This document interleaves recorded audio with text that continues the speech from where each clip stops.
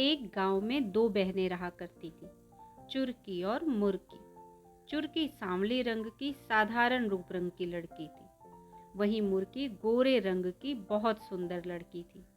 साधारण रूप रंग के कारण चुरकी की शादी एक गरीब परिवार में हुई। वहीं मुर्की की सुंदरता पर रीझ कर एक अमीर आदमी ने उसे विवाह किया। अपनी सुंदरता का घमंड तो मुर्की को पहले से ही था। विवाह के बाद उसे दौलत का भी घमंड हो गया। दोनों बहनें आसपास ही रहा करती थी। जब भी मौका मिलता, मुर्की चुरकी को उसकी गरीबी के कारण नीचा दिखाने से पीछे नहीं हटती थी। चुरकी को बुरा तो बहुत लगता, लेकिन वह मन महसूस कर रह जाती।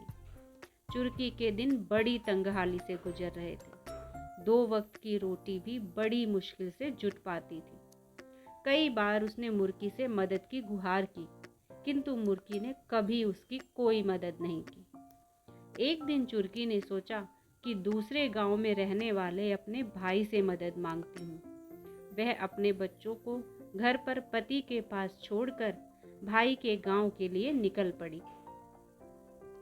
रास्ते में उसे एक गौशाला दिखाई पड़ी, जिसके द्वार पर एक गाय खड़ी थी। चुरकी को देखकर गाय बोली, बेटी जरा मेरी गौशाला साफ कर दे, बैठने की भी जगह नहीं है। चुरकी ने देखा कि पूरी गौशाला गोबर से भरी हुई है। उसने गौशाला साफ कर दी।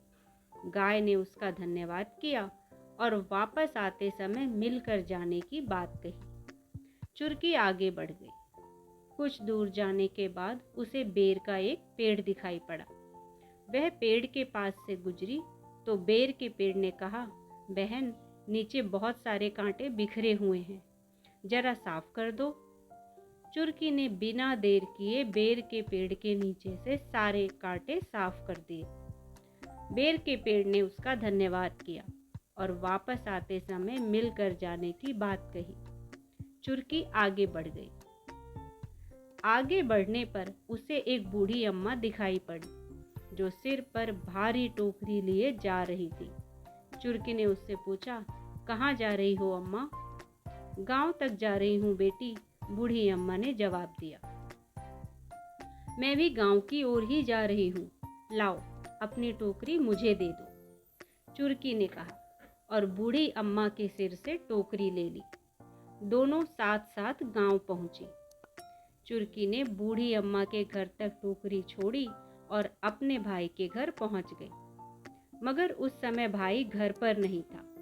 वह अपनी भाभी से मिली और उसे अपने घर के हालात बताकर मदद की गुहार लगाई, लेकिन भाभी ने उसे मना कर दिया। दुखी होकर वह अपने गांव वापस लौटने लगी।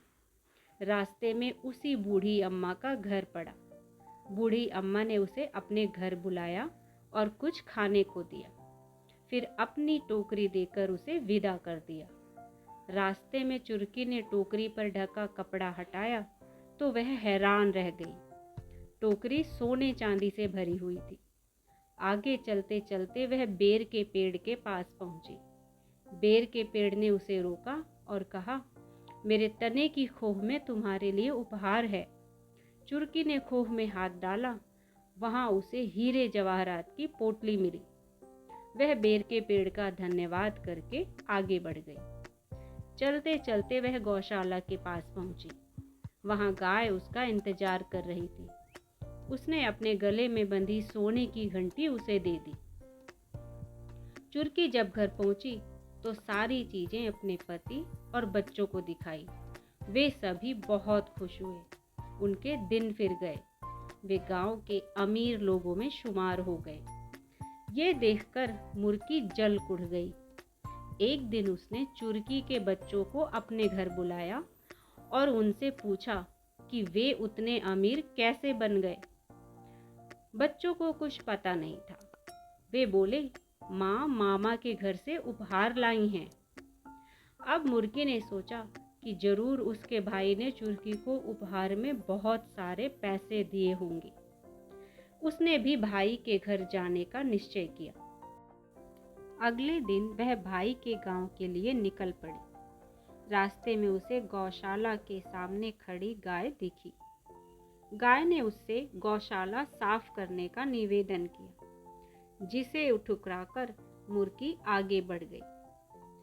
आगे उसे बेर का पेड़ दिखा, जिसने उससे कांटे साफ करने का निवेदन किया, किंतु मुर्गी मुंह बनाकर आगे बढ़ गई। गांव के बाहर उसे वही बूढ़ी अम्मा दिखाई पड़ी, जो टोकरी सिर पर रखकर घर की तरफ जा रही थी। उसने मुर्गी से टोकरी घर तक पहुंचाने को कहा, तो मुर्गी यह कहकर आगे बढ़ गई कि वह उसकी नौकर नहीं है। वह आखिरकार अपने भाई के घर पहुंची। भाई घर पर ही था। उसने उसका खूब सत्कार किया, मगर बिना कुछ दिए ही उसे वापस भेज दिया। दुखी मन से वह वापस लौटने लगी। रास्ते में उसे प्यास लगी। वह पानी मांगने एक घर में गई। वह उसी बूढ़ी अम्मा का घर था। उसने उसे पानी पीने को दिया। पानी पीते ही मुर्गी का मुंह कड़वा हो गया। वह वहां से निकल गई। रास्ते में उसे बेर का पेड़ दिखा, तो उसने सोचा कि बेर खाकर अपने मुंह का स्वाद ठीक कर लूं।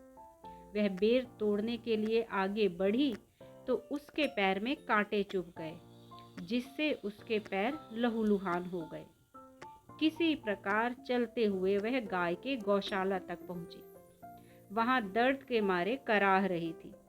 वह वहीं टीले पर बैठने को हुई, तो गाय ने उसे सींग मारकर गिरा दिया। उसकी कमर ही टूट गई। किसी प्रकार वह घर पहुंची और महीनों बिस्तर पर पड़ी रही। उसे अपने बुरे व्यवहार, घमंड और लालच का फल मिल गया था।